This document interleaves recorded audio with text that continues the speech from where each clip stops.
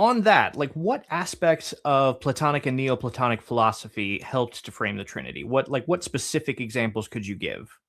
All right. Platonic philosophy, I think, provided the foundational concepts of divine transcendence and immaterial reality that shaped the early Christian reflections on God's nature. And by early Christian, I mean into the 2nd century.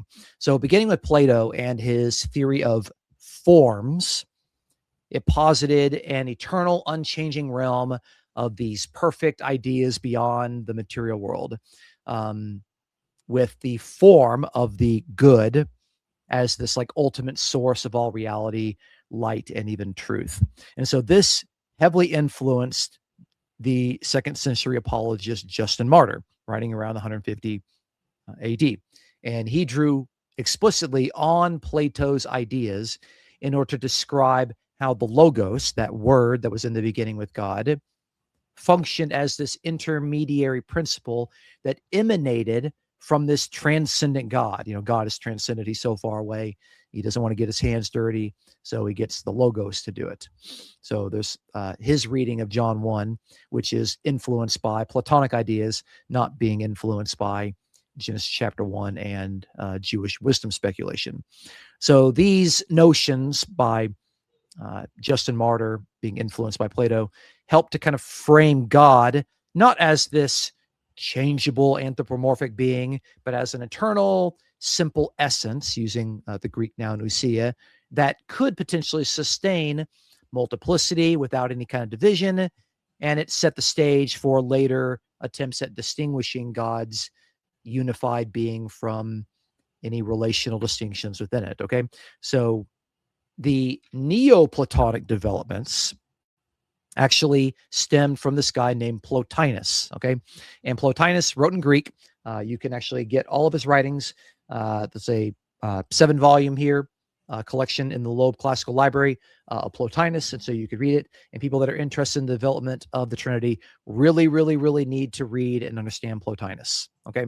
Because Plotinus explicitly had a triadic hierarchy of hypostases, okay? They're not getting it from the Bible. They're getting it from Plotinus, okay?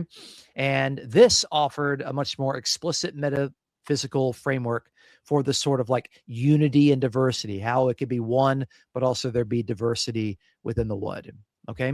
And so in particular, Plotinus has a work called Aeneads, and that is Enneads, okay? So in the Aeneas, Plotinus described reality that actually would emanate from the one, that's kind of like the one God who is this ultimate transcendent source. And this is going to give rise to the nous, which is the word for intellect. It's very similar to the mind or the logos. And then you have the third hypostasis, which is the world soul. Okay. It's this animating principle that bridges all the divine and the material creation. So you've got the one, you've got the nous, which is similar to logos, and then you have this world soul.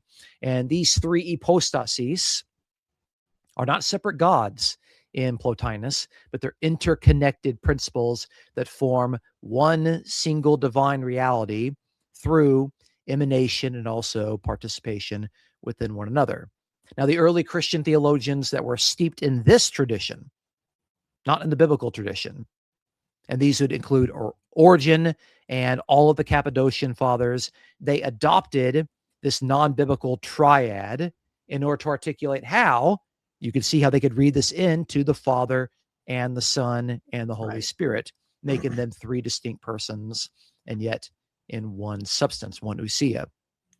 Okay, so the Christian thinkers were ultimately transformed by the Platonic idea and the Neoplatonic elements, which emphasize co-equality and the relation between the persons, and they abandoned subordination and even emanation. Like figures like Augustine, he explicitly engaged Plotinus's writings, agreed with him, and he would use philosophical analogies like the mind's memory, understanding, and will in order to illustrate the Trinity's inner life while still insisting on this homoousios language that he picked up from Nicaea. So basically, in short, TLDR, these non-biblical philosophical tools supplied the conceptual precision needed to formulate and defend the Trinitarian orthodoxy against modalism, which is popular in the 3rd and 4th century,